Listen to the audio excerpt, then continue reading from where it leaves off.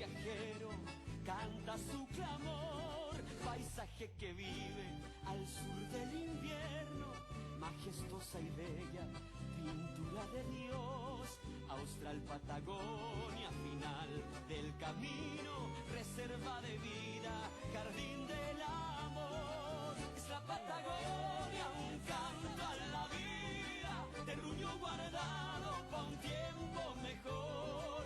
El silencio canta la azul melodía que compuso el viento, donde duerme el sol. Patagonia amada, donde vive el agua, canto de esperanza en la inmensidad. El gorrión entero y el cóndor viajero serán vigilantes de tu libertad. El gorrión entero y el cóndor viajero serán vigilantes de tu libertad.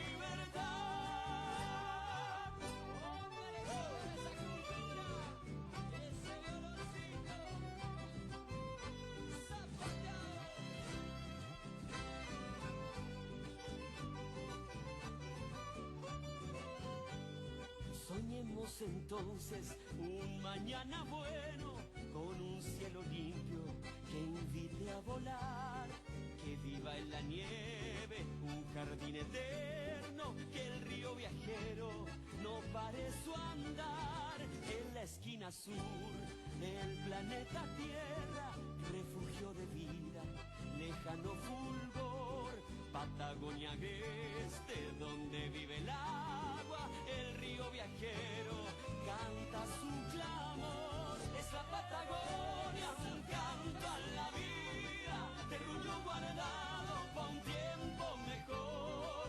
El silencio canta la azul melodía que compuso el viento, donde duerme el sol. Patagonia amada, donde vive el agua, canto de esperanza en la inmensidad. El gorrión entero y el cóndor viajero serán vigilantes de tu libertad. El gorrión entero y el cóndor viajero serán vigilantes de tu libertad.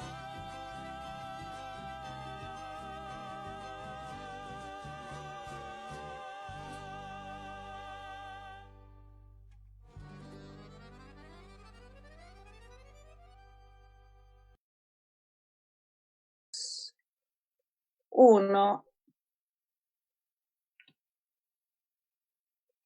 Hola a todos, muy buenas tardes en este día martes 18 de agosto, luna nueva, iniciamos un ciclo lunar y qué mejor para este ciclo lunar que tenemos a una gran invitada. Ella es Daniela Torres, ¿ya? Que nos va a acompañar. Ella trabaja en la Fundación Fungi. Y Daniela estudió Ingeniería en Biotecnología en la Universidad de Concepción en Chile. Es directora ejecutiva de la Fundación Fungi desde 2007 hasta la actualidad. Y ella comenzó su trabajo en esta organización como voluntaria, donde posteriormente ejerció 2 años como coordinadora del programa de recolección sustentable.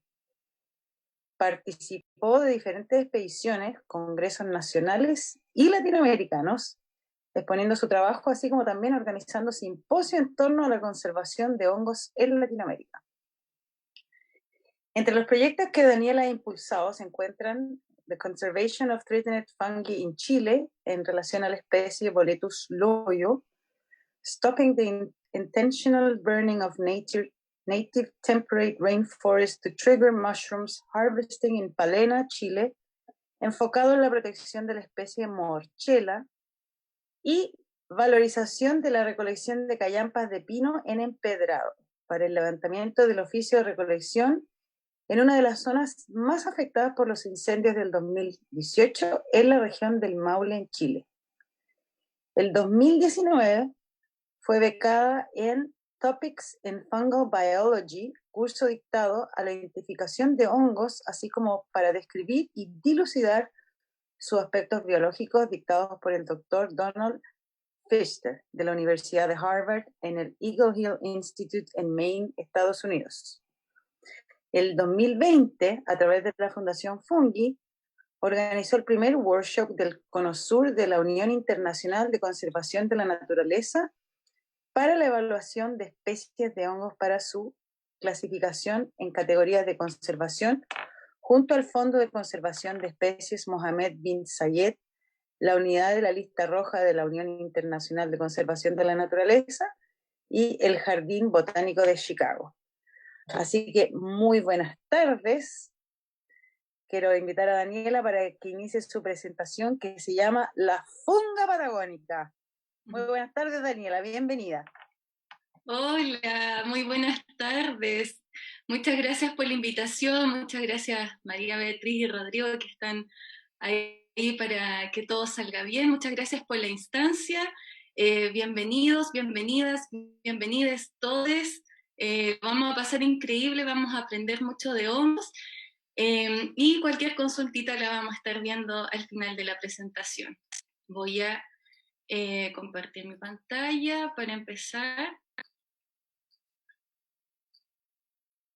Y nos vamos.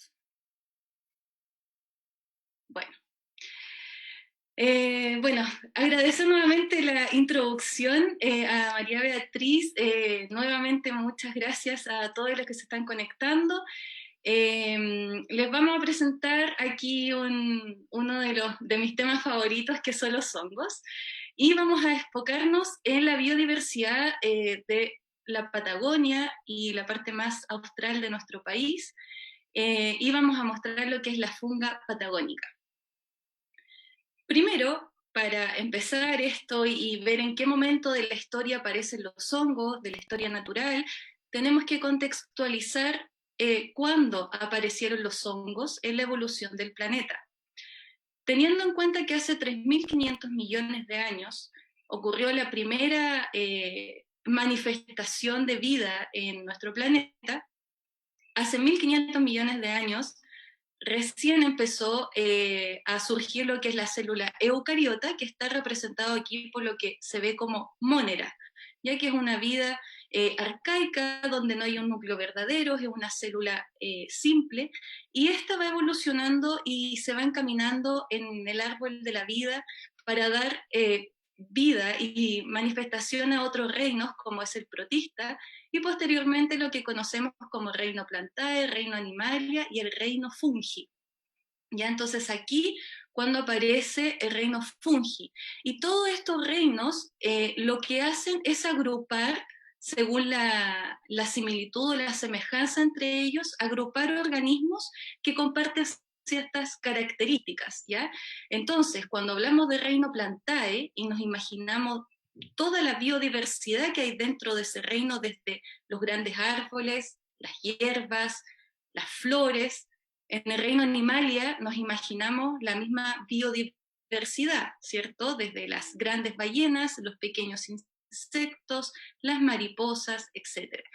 En el caso del reino Fungi tenemos que también ser así de abiertos. Nos vamos a encontrar con un sinfín de organismos que tienen distintas características visuales, pero que componen en su interior características que los agrupan en un reino, ¿ya? Entonces los hongos no son plantas ni animales, son un propio reino llamado reino fungi. ¿Cuáles son las características que comparten estos organismos y que finalmente hace que aparezca este reino fungi? Primero, que son células eucariotas que tienen un núcleo verdadero. Ya eso inmediatamente los separa de lo que habíamos visto al principio del reino mónera, donde son células procariotas más simples, en este caso una célula donde tiene un núcleo verdadero. Es uni o pluricelular, o sea, están compuestos de una célula o muchas células. Tienen una pared celular de quitina, ya este mismo componente lo podemos encontrar en nuestro pelo o en los exoesqueletos de los insectos, ya es lo que le da una resistencia a las células y que lo diferencia de las plantas donde la pared celular es de celulosa. Son organismos heterótrofos, por lo tanto, no pueden sintetizar su propio alimento. Necesitan obtenerlo desde otras fuentes, así como lo hacemos nosotros, ¿ya? En eso también nos parecemos mucho más al reino fungi que al reino vegetal, ¿cierto? Y no tienen un tejido diferenciado. Esto quiere decir que nosotros, cuando hablamos de un hongo y nos imaginamos una cayampita, toda la cayampita tiene el mismo tejido, son las mismas células, ¿ya? Son toda una misma célula y que solamente en una parte se diferencian. Lo vamos a ver con más detalle más adelante. Recordar que dentro de estas características que acabo de mencionar también se encuentran las levaduras, ¿ya? Las levaduras son también parte del reino fungi, son unicelulares, ¿ya? Y que se dividen por, o se multiplican por división celular, o sea, desde una célula madre empiezan a dividirse y aparecen muchas otras. Y las levaduras son importantes para la vida, para nuestra vida, porque son los encargados de todos los fermentos, ¿ya? La salsa de soya, el chocolate, el café, el pan, el vino, la cerveza, todo eso proviene desde la fermentación que hacen las levaduras, ¿ya? Así que tenemos mucho que agradecerle a estos organismos. Sin embargo, cuando pensamos en los hongos, lo primero que se nos viene a la mente es esta estructura, ¿cierto? Como una típica cayampita. Sin embargo, dejando de lado las levaduras, que son un grupo muy importante dentro del reino fungi, tenemos los otros organismos que componen esta estructura que les estoy mostrando acá. Esta estructura ustedes las pueden ver cuando corre la hojarasca o cuando sacan la corteza de un árbol y ven como una especie de telaraña que está por debajito de lo que nosotros llamamos hongo. Esta estructura, si nosotros nos acercamos a ella y la vemos con más detalle, vemos que está compuesta por unos hilos entrelazados llamados hifas, ¿ya? Y se entrelazan y conforman esta aglomeración de hifas llamada micelio. Y este es el componente principal para el otro grupo gigante dentro del reino fungi, ¿ya? Entonces tenemos el reino fungi, las levaduras y los hongos que forman micelio. Y estos hongos son llamados hongos filamentosos, porque justamente tienen estos filamentos, ¿ya? Que se entrelazan entre ellos y conforman el micelio. Y el micelio es el verdadero cuerpo del hongo, que está presente durante todo el año, no lo podemos ver, y que bajo ciertas condiciones manifiesta una estructura macroscópica que nosotros podemos ver, que conocemos como hongo. Entonces, estos hongos filamentosos, ¿ya? Están compuestos por células. Cada uno de estos filamentos está compuesto de células. Piensen en bloques, ya que van uno tras de otro, ¿ya? Uno al lado del otro, y conforman una hifa, ya que es como un canal de células. Todas células juntas forman esta hifa, y en su conjunto, como lo que vemos al fondo de esta imagen, es el micelio, ¿ya? El conjunto de estas hifas. Los hongos, entonces, ya entendiendo que el hongo no es solamente la cayampita que nosotros vemos, sino que tiene toda una estructura que va por debajo de la tierra, podemos entender cómo se reproducen. Este micelio crece ya por debajo de la tierra, entre medio de la corteza de los árboles, ya crece y se expande, y bajo ciertas condiciones que va a depender del hongo, del lugar, de la estación del año, etcétera, se van a dar estas condiciones especiales para que prolifere una estructura macroscópica llamada carpóforo, y que posteriormente este va a madurar y esparcir las esporas. Estas esporas van a caer, van a formar micelio nuevamente y así se repite el ciclo. Por lo tanto, en un ciclo básico de un hongo tenemos tres componentes esenciales: el micelio, los carpóforos y las esporas, ¿ya? Entonces, se va produciendo este ciclo simple, como les menciono, todo se puede complejizar. Recuerden que estamos hablando de todo un reino, ¿ya? Pero tenemos estos tres componentes esenciales para la reproducción de los hongos. Los hongos filamentosos, recordando, son estos hongos que forman micelio, ¿ya? Se dividen en dos grandes grupos. Por un lado tenemos los ascomicetos y por el otro lado tenemos los acidiomicetos, Los ascomicetos, como por ejemplo la morchela, que muchos de ustedes la deben conocer, o la pecisa, que está al fondo de la imagen, ya son ascomicetos, y estos forman ascocarpos y ascosporas, ¿ya? El ascocarpo es lo que yo anteriormente denominaba carpóforo, pero es especial para los ascomicetes. Por ejemplo, esta pecisa, ¿ya? Todos los hongos que les estoy mostrando en la presentación son de la zona patagónica, ¿ya? Son hongos que ustedes se pueden encontrar. Entonces tenemos el ascocarpo, que vendría a ser toda la estructura de lo que nosotros denominamos hongo, pero ya sacando esa idea, ahora carpóforo, y en esto específicamente ascocarpo, en un himenio, que es la parte fértil del hongo, donde se reproducen las esporas, ¿ya? Y en algunas ocasiones puede presentar un estípite, que es como una estructura que ayuda a firmar al hongo por la parte de abajo, ¿ya? Y las ascosporas, ya, que producen estos ascocarpos, es lo que vemos acá, ¿ya? Y esto es lo que nosotros podemos ver al microscopio y lo que finalmente nos va a decir si es un ascomicete, que es lo que estamos viendo, o un basidiomicete, que es lo que viene a continuación, ¿ya? Pero solamente la microscopía, o sea, para poder ver estas estructuras necesitamos microscopía, nos va a dar el verdadero nombre y nos va a dilucidar qué es lo que estamos viendo, ¿ya? Entonces, las ascosporas, para que ustedes no se pierdan, son las estructuras que van dentro de este saquito largo, ¿ya? Que es el asco, y adentro van las ascosporas, ¿ya? Que son las esporas de este hongo. Una diseminación de esporas, por ejemplo, de un ascomicete, es como esta de acá. Vemos ahí que el viento, ya propio de la zona patagónica, ayuda a la dispersión de esta espora. Y todo ese humito que ustedes vieron son las esporas, ya son las ascosporas. Los basidiomycetos, ya que es otro grupo de los hongos filamentosos, aquellos que forman micelio, ya son basidiomycetos que forman basidiocarpos, ya como la ramaria que vemos o el licoperdon que vemos en la imagen, y tienen basidiosporas. El basidiocarpo, aquí les presento una imagen más ilustrativa de lo que nosotros denominamos hongo, ¿cierto? Pero este es un basidiocarpo, un carpóforo de los basidiomycetes, ¿ya?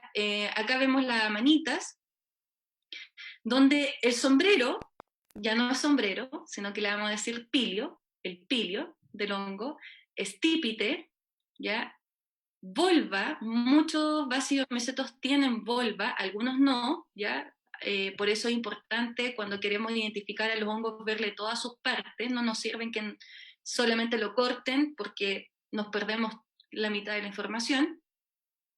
Anillo, que también puede estar presente o no, y tiene también distintas estructuras, y el himenio es lo que ustedes ven por debajo del pilio, como una especie de librillos o de hojas, ¿ya? Que son las laminillas, las lamelas, y es donde se producen las esporas, ¿ya? Y es la parte fértil del hongo. Entonces, tomando este mismo ejemplo de la manita, cuando yo les mencionaba que los hongos no tienen un tejido verdadero, es que toda la estructura que ustedes ven, excepto donde se forman las esporas, es igual. Celularmente es igual, es la misma célula que se repite por todo el cuerpo del hongo, excepto donde se producen las esporas, como vimos anteriormente, las basidiosporas, las ascosporas, y en este caso de la manita es donde están las lamelas, ya abajo del pilio. Esa es la única parte que se diferencia, todo lo demás es igual.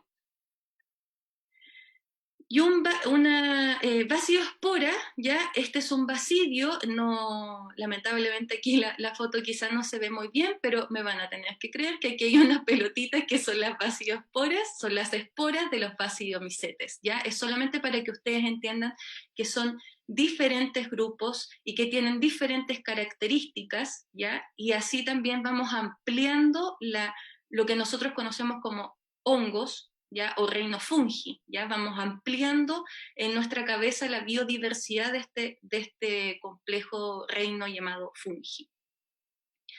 La dispersión de esporas de los basidiocarpos como por ejemplo este hongo puff, ¿ya? Ahí la pueden ver.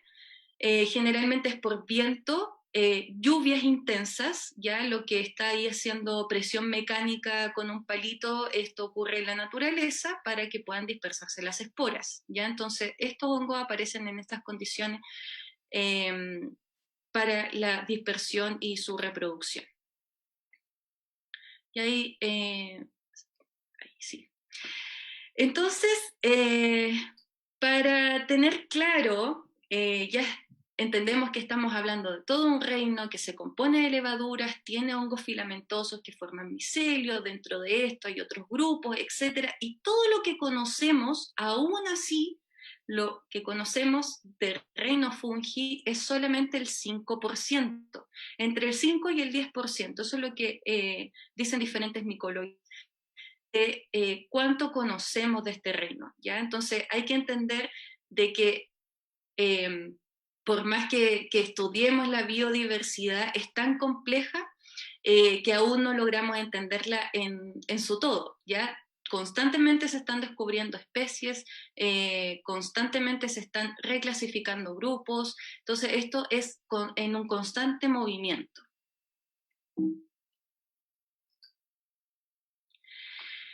Y como les mencionaba anteriormente, así como las plantas tienen su lenguaje, ¿cierto? Y hablamos de tallo, de raíz, de hoja, y así como los animales tienen también su lenguaje, y hablamos de pata, de hígado, de estómago, de corazón, en el caso de los hongos y el reino fungi tenemos que también tener un lenguaje propio, ¿ya? Ya vimos que las estructuras del reino fungi, o de los hongos en general, tienen sus propios nombres, por lo tanto, el lenguaje, estoy convencida de esto, el lenguaje crea realidad y es importante darle el nombre que corresponde a las estructuras que conocemos.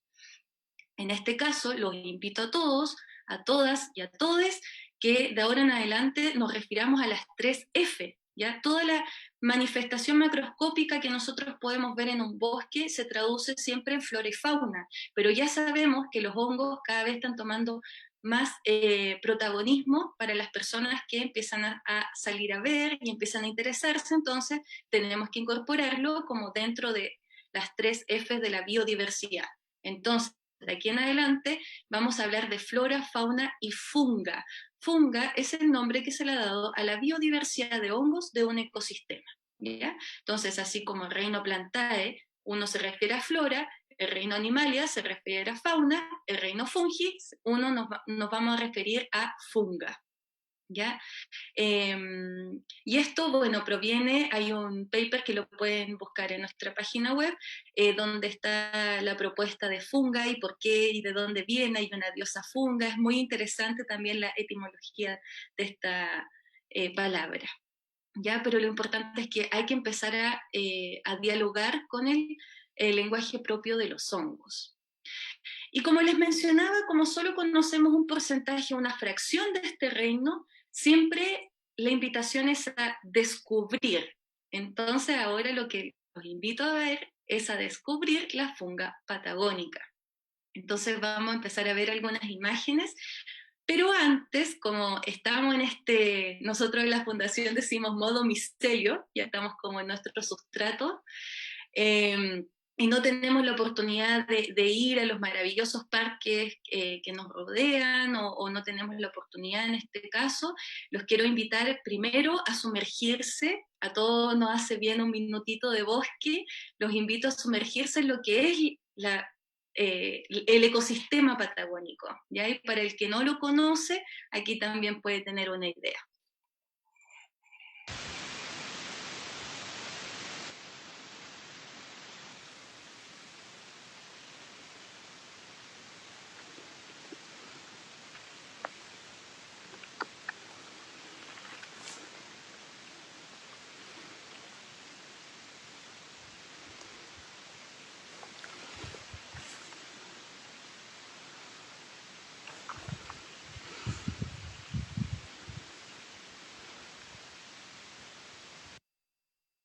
En un minutito de bosque no le hace mal a nadie, siempre es revitalizante.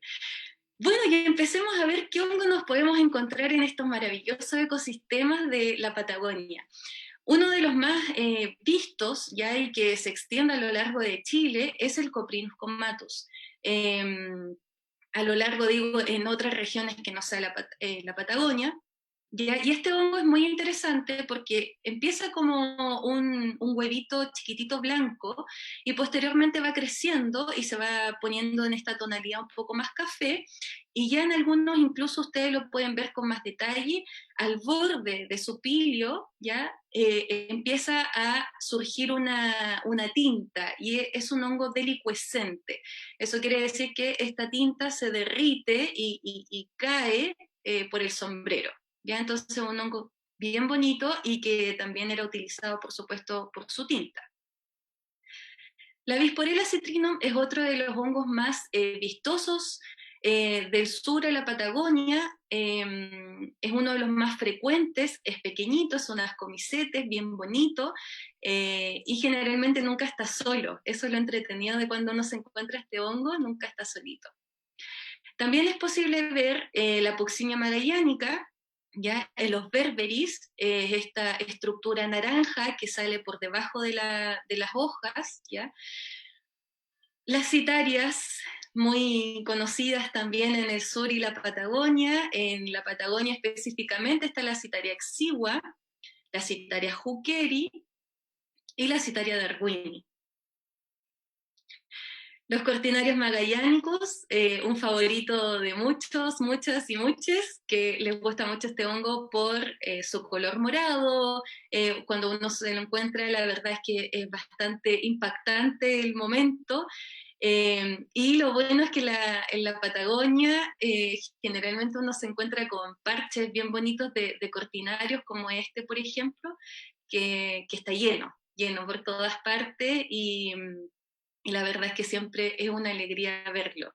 Tiene una estructura babosa, por eso las hojas que ven ahí se pegan, y por lo mismo también se dice que es comestible, pero la baba es tan agria que no se recomienda su ingesta. La micena pura, también aquí ya nos empezamos a poner un poquito más complicados para verlo.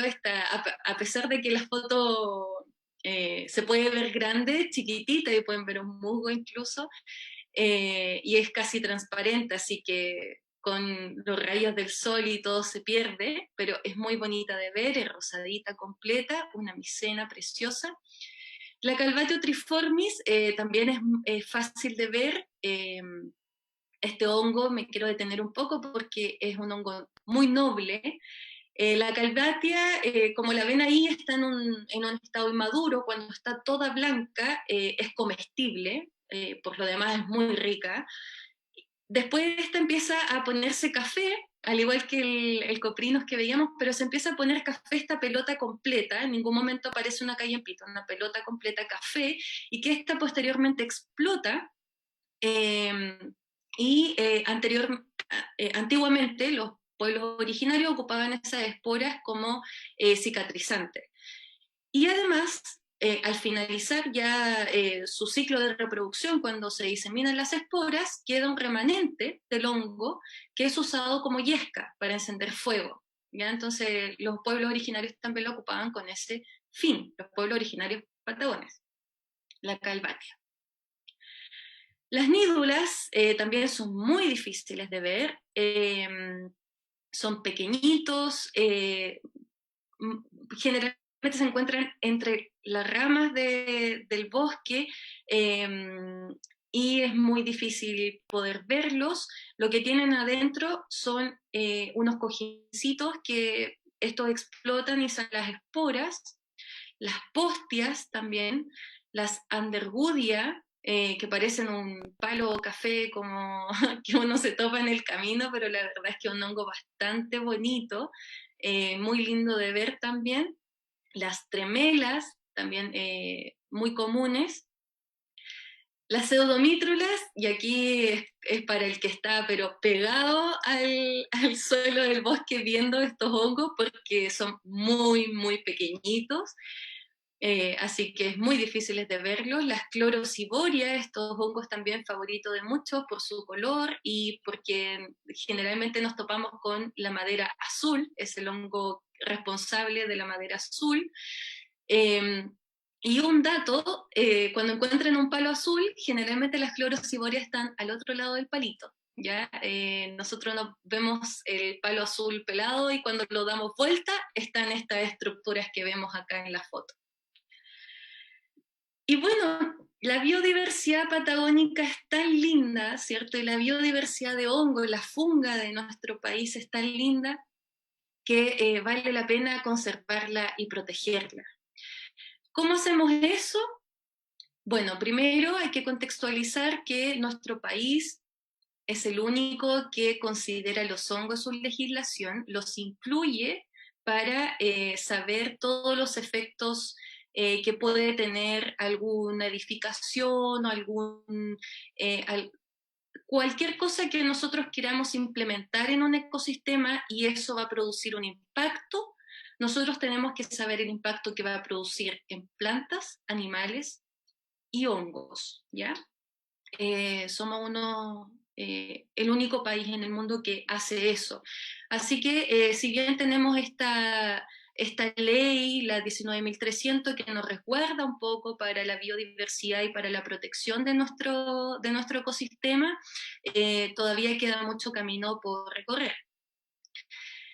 Y uno de esos caminos que hay que recorrer es conocer efectivamente la funga de Chile, y para eso hay que aventurarse y empezar a explorar. Por ejemplo, nosotros en la Fundación hacemos las exploraciones micológicas, donde vamos a lugares remotos, donde nunca nadie ha ido a buscar hongos antes. Y a eso también nos dedicamos y siempre se encuentran especies nuevas, así que los registros siempre están en constante aumento.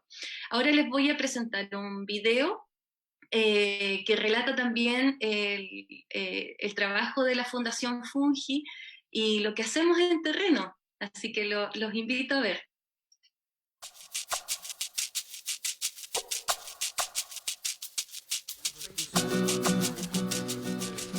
I'm in Chile, in Patagonia, in a Nothofagus forest, cool temperate rainforest. As you can see from my clothes, it's quite cool.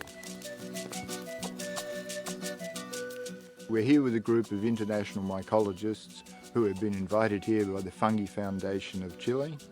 The fungi here is fabulous. There's fungi everywhere, just dotted all along the path. There's terrific fungi, including this one, which is a Cortinarius. Look at this beauty. It's a Mitrula or Ostromitrula. We're not sure. We've been finding it everywhere. We're not even sure it's described. Do you get groups of it that are more dense? No, No. they're normally by themselves. No. If you want to take a good picture of it, it would be great. And then we'd collect it, put it into a herbarium. They're difficult to photograph. My name's Juliana Furci. I am the Executive Director of Fundación Fungi, or the Fungi Foundation. That's the only NGO that works exclusively on fungi in the world. This Sitaria is extremely important to the native people. They would call this the bread of the Indians. They would collect these, and because of their high sugar content, they would eat them through most of spring and summer. When I was 19, I discovered fungi, and there were no books and there was nowhere to study mycology in Chile. So I started studying myself and said, I'm going to write this book, and wrote a first field guide. Then decided to keep on documenting fungal diversity in Chile, and that's how the Fungi Foundation was created. It's an NGO that works on the research, conservation and promotion of fungi in Chile and the world. We've managed to trigger the inclusion of fungi in Chilean environmental law at the highest legislative level. What that means is that if you want to do a large housing development, build a dam, build a highway, not only does Chile evaluate impacts on flora and fauna, but also on fungi. And we're the only country in the world that does that. We've been seeing this here It's an ascomycete, and it's a very curious thing. Oh, it's a huge amount of it. My name is Don Feaster, and I'm at the Farlow Herbarium, which is one of the units of Harvard University, and it's a collection that includes about 500,000 fungi. I'm a professor in the Department of Organismic and Evolutionary Biology at Harvard, and I've been there a long time. I study these cup fungi, so in general I'm looking for those, but also anything that seems to be odd and unusual. And there are many of them, but it's the odd and the unusual that always attract me. Years ago, I was given a diary that was written by a Harvard botanist who traveled in this part of the country in 1905, 1906. He had described all these wonderful fungi. So as soon as I read this, I thought, I've got to get there to do collecting. And we found some of the same things that he had found. But then we realized that this is really exceptional collecting here, and both the diversity and what the stories are of how you can connect this with other parts of the world. It's one thing to describe and know the organism because of what it looks like, but it's another thing to know and to try to figure out how it's really working in the environment. What's its relationship to the other organisms there? Look at this beauty. Well, I should be able to get down below that. Yeah. Those very nice Cortinarius. Fungi are like the egg in the cake. If you're going to make a cake and you have flour and you have sugar, those ingredients don't stick together unless you put egg in them. In a forest, plants and animals don't connect unless there are fungi. No tree can live outside water without fungi. No plant on earth can synthesize the nutrients from the soil that they need without the help of fungi.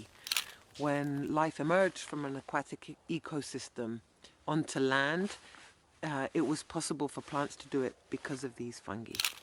What's happening there is that the fungi are giving the trees nutrients like phosphorus, magnesium, water. They're extending the area of water from which plants are absorbing their nutrients. And the plants are giving the fungus sugars that they produce in the foliage through photosynthesis. And basically, without fungi, no bread, no beer, no wine, no cheese, no yogurt, no chocolate, no soy sauce, and no forests. Without forest, no oxygen, no environment as we know it. So currently we are looking at Cortinarius, which is a gilt fungi, and it has brown spores. This genus is really common in Nothofagus forests. It's the most dominant mushroom-forming fungus genus you can find here, and my estimation is that in Patagonia, in Tierra del Fuego, you probably find 200-300 species of Cortinarius. So it's like really diverse, and I'm trying to find out how many species there are and what are the names of the species and which of the species are new to science. I'm Tuula Niskanen. I'm originally from Finland, but I'm currently working in Kew Royal Botanic Gardens in London, in UK. I'm a mycologist. I do taxonomy of fungi, so I study the diversity and distribution and evolution of fungi. And I'm specialized to gilt fungi, Agaricales, and especially this genus Cortinarius. Even in Europe, even in well-studied areas, you can still find fungi that are new to science. So just like a small fraction of fungal diversity has been described to date.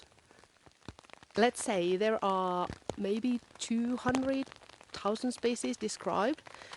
We don't know what is the total diversity of fungi. Some estimations say that it's probably 5 million globally. So that gives you probably some estimation of how much work there is still to be done. And then of course we are giving more attention to fungi that are forming mushrooms, things we can see, but there are also a lot of fungi that grow just underground and they never produce any fruiting bodies, and those are even less known. My name is Dr. Ale Mujic, and I am a mycologist who studies truffles, in particular ectomycorrhizal truffles. And what I'm looking for today are truffles that are growing in a mycorrhizal or symbiotic association with these Nothofagus pumilio. To find truffles, normally we would look for an animal that can smell them because they're mushrooms that have adapted to use the smell that they can emit to attract animals and use that as a dispersal mechanism. Other mushrooms will disperse their spores into the wind, and they're above ground. Truffles are below ground, and we rely on a pig or a dog that can smell them to find those truffles underground. Without a pig or a dog, we have to use a little bit of intuition. They can be quite small, and some of them can be as small as a few millimeters across, variously colored from brown to white to purple to brown, black. Ah! This is a little species in the genus Thaxteragaster. It's really closely related to Cortinarius, which is one of the most common ectomycorrhizal above-ground mushrooms we get here. So closely related, in fact, that we've now discovered, looking at the genetics of these fungi, they are Cortinarius. This habit of fruiting underground and relying on animals to dig them up like we're seeing here, has evolved multiple times in a lot of groups. They've all independently found a way to produce this truffle-like fruiting body. But what a nice find. Sometimes you get a few fruiting in the area, sometimes you get just one. Oh yeah, here's another. So just poking that up out of the soil. This is cool. I think we have seen this species already. This is Thaxteragaster. I had been walking over these for years. For years and years, I'd been out in the forest collecting fungi. And then all of a sudden, I learned that I was missing half the story. There were all these fungi fruiting underground. And I got interested in fungi in the first place because they were mysterious to me. And when I learned there was something even more mysterious, it's hiding underground that you have to really, really look for, and it's so specialized, boy, I was hooked. In terms of the ecology of these forests, it's not just a casual food source. During certain times of the year, these truffles are the primary food source for a lot of small mammals, and it became a real issue of conservation concern in the Pacific Northwest where I'm from, because a lot of the animals that were eating these are endangered, and it's their primary food. Many of these truffles are old growth specific. So if you cut down the old growth, you're losing habitat for their preferred food source. So when we get back from the field, each collection is assigned a number. There's one person photographing, another person at the microscope, somebody writing the data into a computer. We also then proceed to dry the mushrooms. The drying is important because that's the way mushrooms are stored in fungariums, and that's what we do for hours after the field. It takes longer than it does to collect them.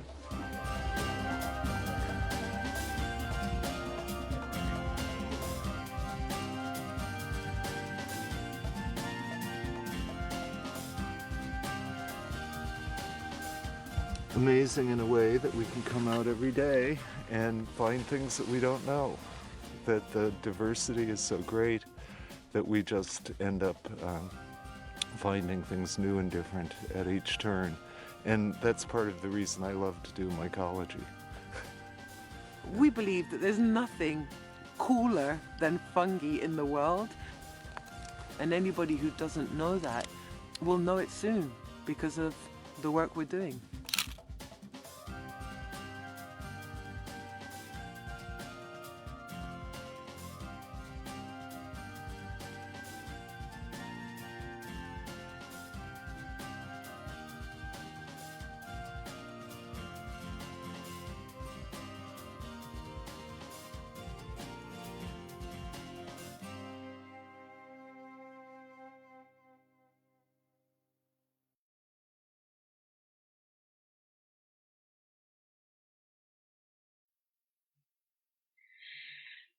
Bueno, espero que se hayan motivado más con este video.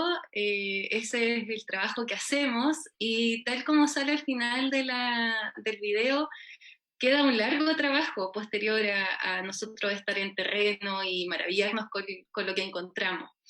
¿Y qué hacemos con los hongos que encontramos?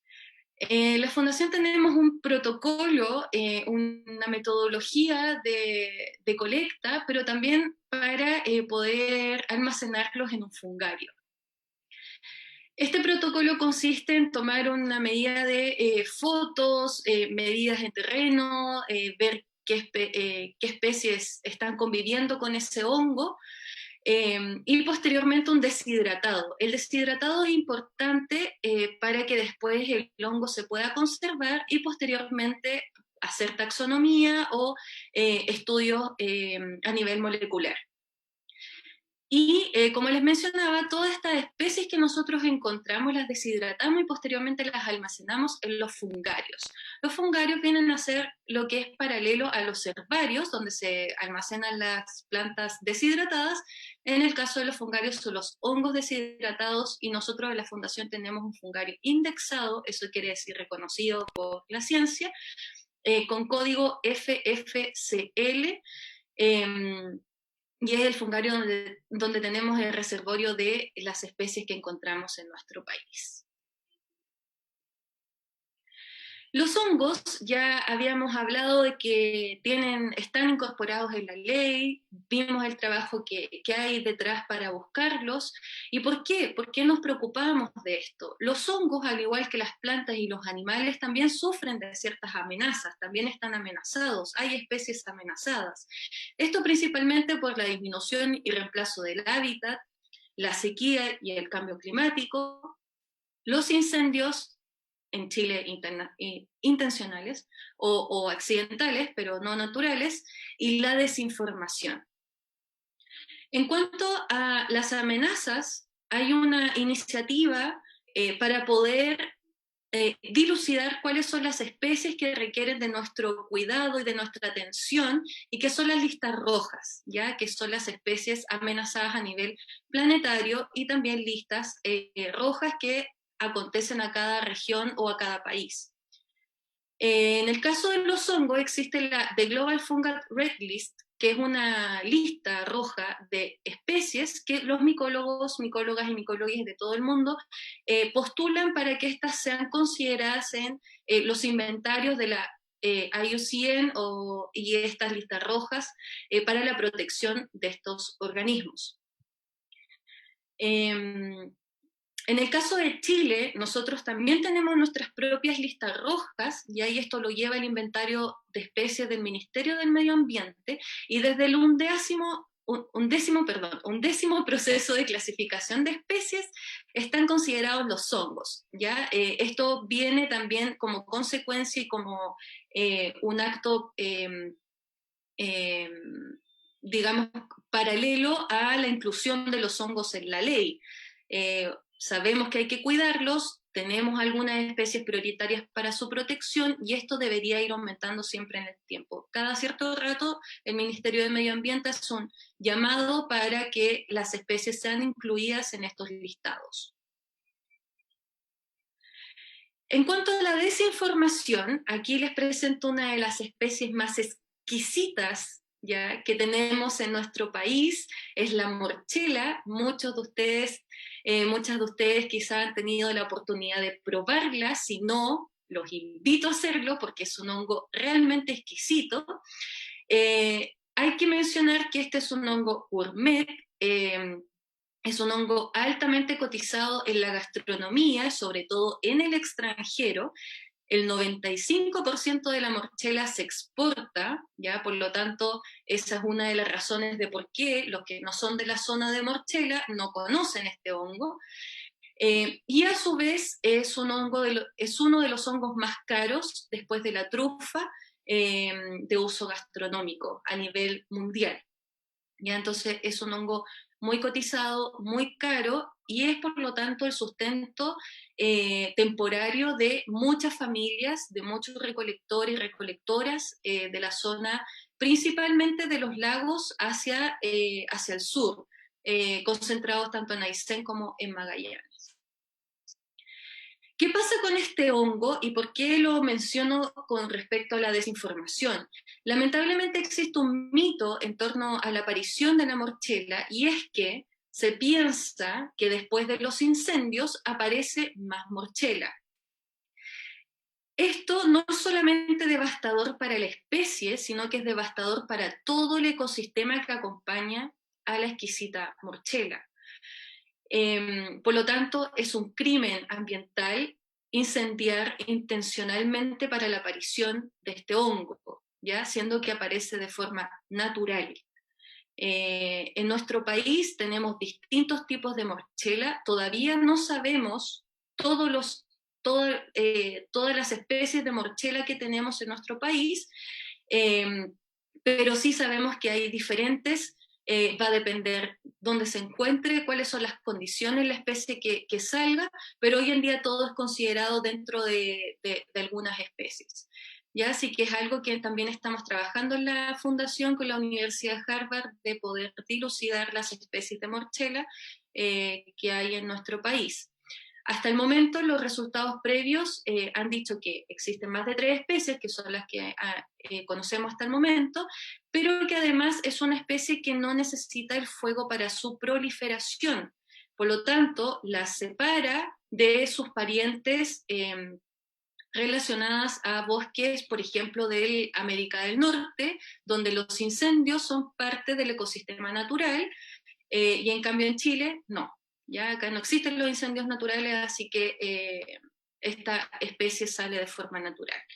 Para ello, para concientizar sobre esta desinformación, para que no exista más esta desinformación, los invito a ver el siguiente video, que es una campaña que realizamos con Patagonia para detener la quema intencional de este hongo.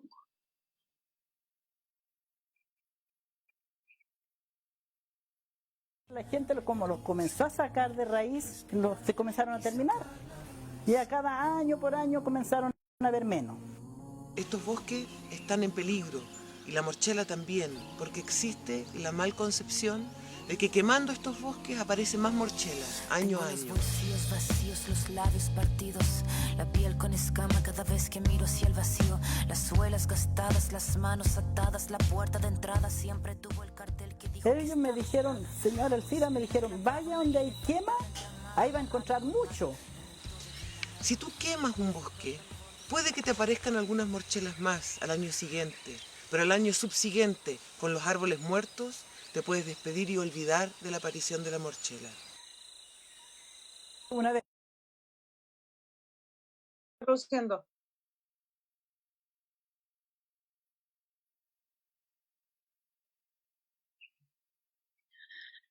Bueno, entonces, ya saben, no hay que quemar el bosque por morchela, no hay que quemar el bosque por ninguna razón, por supuesto, y menos para la proliferación de este hongo, sale de forma natural.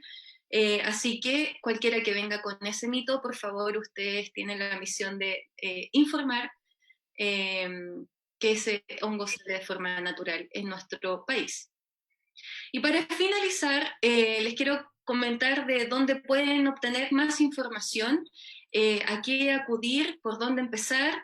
Primero, guías de campo. La Fundación Fungi tiene 2 guías de campo, el volumen 1 y el volumen 2, son complementarios, son especies distintas en cada volumen. También está Hongos de Chile, de Waldo Lazo, donde pueden ver la biodiversidad de la funga de Chile. También los invito a conocer, si es que no lo conocen, el proyecto Hongusto, de Aysén, que también tiene un libro bastante interesante, toma las especies y también toda la cultura, sobre todo gastronómica, que hay en torno a esas especies. También los invito a interactuar con los festivales locales. Nosotros todos los años apoyamos a los festivales locales, sobre todo de morchela, llevando la información sobre la campaña que vieron anteriormente, pero siempre hay una retroalimentación por parte de los recolectores y recolectoras. Ellos han hecho este trabajo por años, muchos de ellos vienen de una herencia de recolección. Entonces, los invito a que conversen para también enterarse de las especies que tienen en su entorno.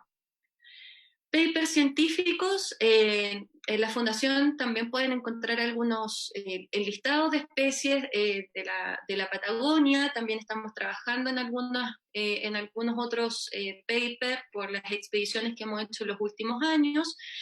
Y también artículos que hablan sobre la diversidad de hongos. Les recomiendo también la plataforma Cielo, ¿ya? Ese Cielo, donde pueden encontrar papers científicos y también hay algunos listados interesantes de las especies de allá. De allá digo porque estoy en Santiago. Y que por favor se apoyen en micólogos, micólogas, micólogues que han explorado la funga patagónica. En la Fundación nosotros trabajamos con grupos de micólogos, micólogas, y nos acompañan, como vieron en el video anterior. Entonces ellos están en constante revisión de las especies y también para que tengan ahí un feedback de lo que se va encontrando cada año. Como les mencionaba, esto es un redescubrimiento constante de la naturaleza. Y también guiarse ya para los más avanzados y para los que quieran ya empezar a identificar especies, las claves taxonómicas. Por ejemplo, les recomiendo la de Irma Gamundí, que trata sobre la funga patagónica, y ya, como les mencionaba, esos como libros más especializados, pero que les van a ayudar a poder identificar especies. Así que eso ha sido. Espero que después de esta charla valgan hongo conmigo, porque los hongos son muy importantes, son hermosos y hay que cuidarlos.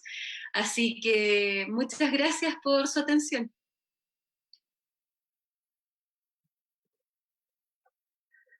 Muchas gracias, Daniela, por tremenda exposición, ¿ya? Y tenemos ya algunas preguntas, ya. ¡Súper! Ana María Azócar dice, hola Daniela, te estuve viendo en el Fungi Fest. Después dice, buenas tardes, hola. Sebastián Ibarra dice, hola. Y aquí viene la primera pregunta. En algún minuto hablaste del 5% de la estimación de la descripción de las especies. ¿Cómo llegaron a ese 5%? A determinar que era un 5%.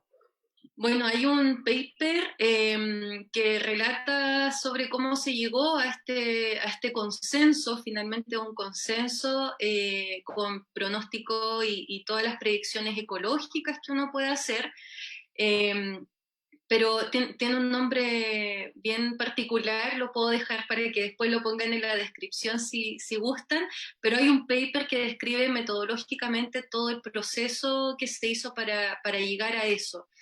Pero también, por ejemplo, tenemos otras apreciaciones que nos hacen llegar a lo poco que conocemos. Por ejemplo, también hay una relación de este mismo autor entre plantas y hongos. Y se piensa que en cada planta tiene entre 5 a 7 hongos asociados de distintas formas a un solo árbol. Y esos solamente si lo replicamos en la selva, por ejemplo, donde la biodiversidad es abismante, ahí ese radio se amplía y podemos encontrar de 12 a 15 hongos por cada árbol. Entonces eso también nos dice lo mucho que nos queda por conocer. Muy bien. Después la otra pregunta que hice de Nelson Morales dice, ¿la citaria del bueye y del coehue son distintos? Yo me pierdo con los nombres comunes de los notofagus, pero cada notofagus tiene sus citarias, o más bien decirlo al revés, cada citaria tiene su notofagus. Entonces, hay notofagus que pueden producir ambos, dependiendo de la región donde se encuentran. Generalmente una citaria por notofagus.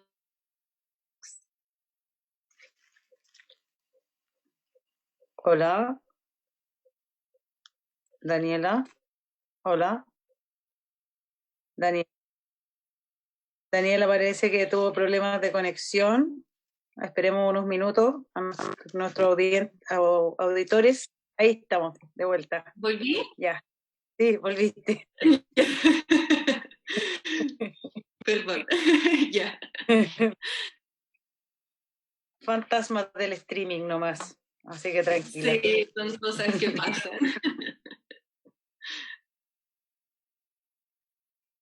Después, otra pregunta dice, ¿qué caracteriza la diversidad de la funga patagónica? ¿Especies endémicas, asociaciones específicas con el clima o con la flora? Parte Jorge González. De todo un poco, es una mezcla. Hay zonas de la Patagonia que son bien interesantes, donde convergen ecosistemas diferentes y se unen, y la diversidad, por lo tanto, también de los hongos es así de grande. Entonces, todos los ecosistemas tienen sus hongos especiales. Es difícil decir qué características propias de la funga patagónica, pero diría que los hotspots, los lugares con mayor biodiversidad, son aquellos donde convergen distintos ecosistemas, donde las condiciones son bien especiales, tanto en flora, fauna y también en la funga. Después, otra pregunta por parte de Jorge, también dice, ¿cuál es el estado de conservación de la especie en Patagonia Sur y sus principales amenazas? ¿Cómo? Perdón, se me cortó un poco, disculpa.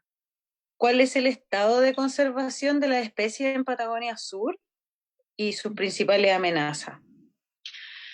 Bueno, las amenazas son las que vimos y se amplía también a particularidades, pero esas son las principales que hemos visto nosotros para evaluar a las especies. No hay una forma de decir cuál es la principal amenaza de todas las especies que hay, depende del ambiente donde esté. Para ver cuáles son las principales amenazas de todos los hongos en las listas rojas, por ejemplo, la que atañe a nuestro país a través del Ministerio de Medio Ambiente, están en el inventario y se indican cuáles son sus amenazas y también su distribución y su información particular. Pero todos los hongos, por simplemente estar en un ambiente perturbado, ya están amenazados de alguna u otra forma.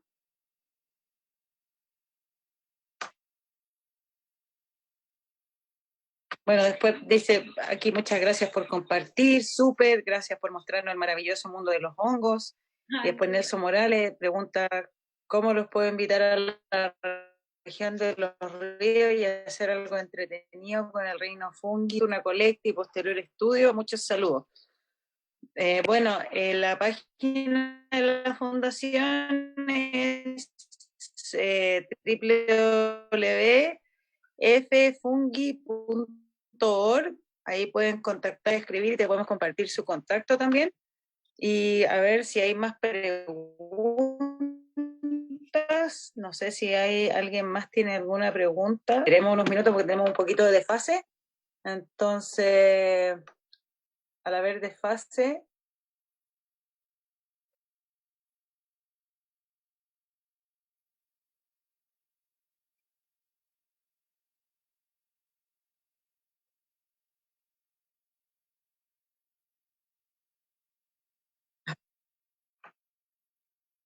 dice Dani, valí hongo. Sí, con mucho ruido, valgo hongo. Sí, parece valemos hongo con tanto ruido.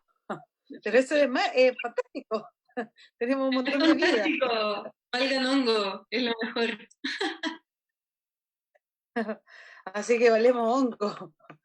¿Más alguna otra pregunta aparte de decirnos que valemos hongo? Me encuentro maravilloso. Fantástico. Así que maravilloso esto. No sé si hay más preguntas, esperemos unos minutos. A ver, chicos, pregunten. Aprovechen de preguntar. Aprovechen de preguntar aquí. Ya tenemos que tener claro de no incendios para proliferar. Acá me dice Natalia Jalife, súper feliz por la charla, me encanta su amor por los hongos, muchas gracias, increíble la presentación, muchas gracias. Qué bueno que les gustó. Parece que hay pocas preguntas porque no, todos absorbieron, como unos honguitos absorbieron todo el conocimiento aquí. Qué bueno. Así que maravilloso.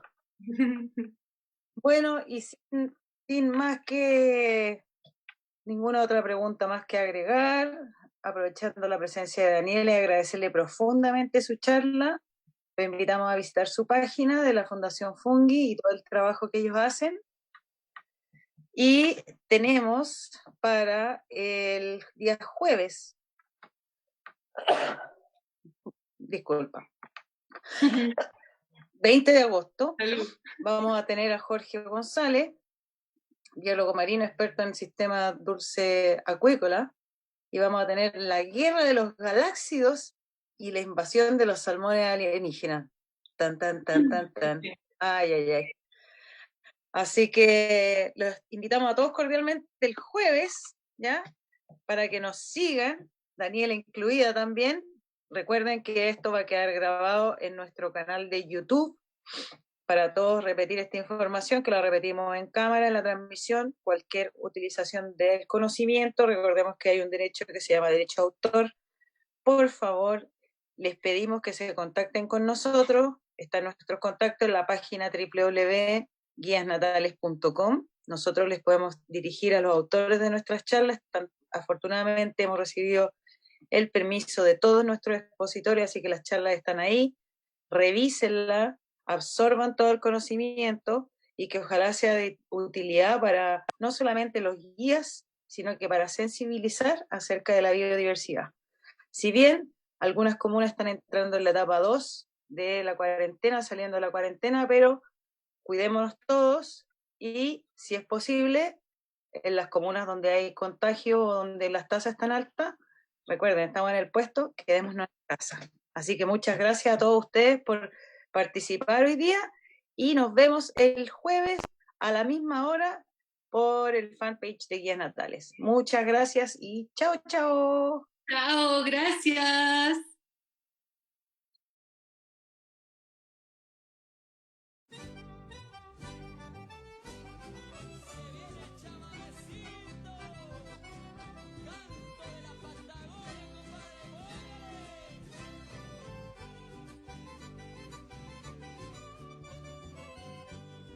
En la esquina sur del planeta Tierra, refugio de vida, lejano fulgor, Patagonia agreste, donde vive el agua, el río viajero canta su clamor, paisaje que vive al sur del invierno, majestuosa y bella, pintura de Dios, Austral Patagonia, final del camino, reserva de vida, jardín del amor, es la Patagonia, un canto a la vida, terruño guardado pa' un tiempo mejor, el silencio canta la azul melodía que compuso el viento, donde duerme el sol, Patagonia amada, donde vive el agua, canto de esperanza en la inmensidad, el gorrión entero y el cóndor viajero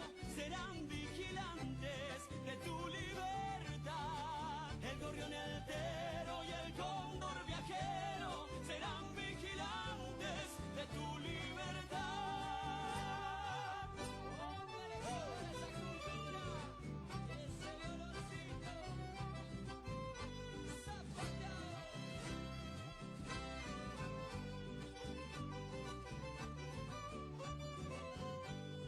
Soñemos entonces un mañana bueno, con un cielo limpio que invite a volar, que viva en la nieve un jardín entero